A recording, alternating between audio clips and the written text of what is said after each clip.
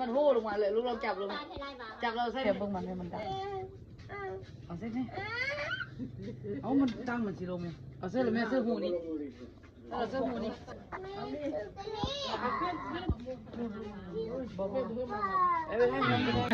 เข้าไปมา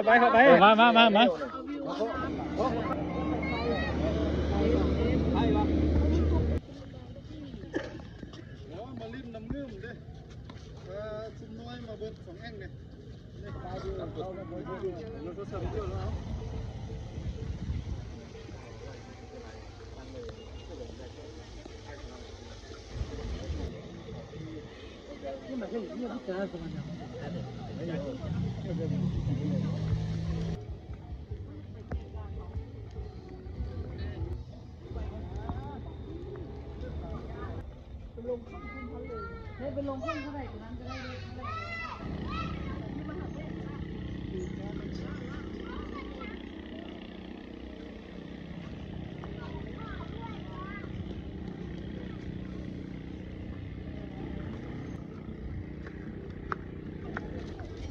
ขับเอง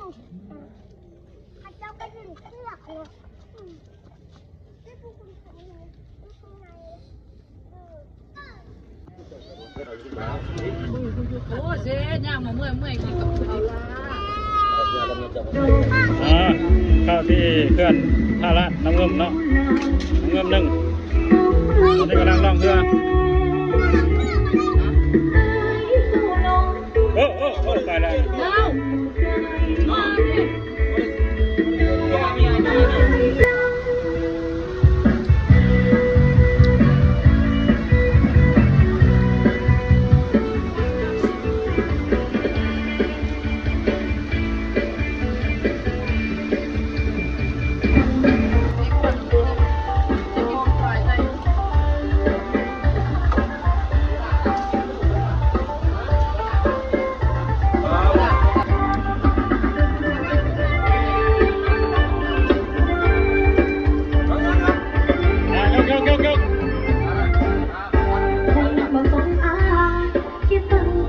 Thank you.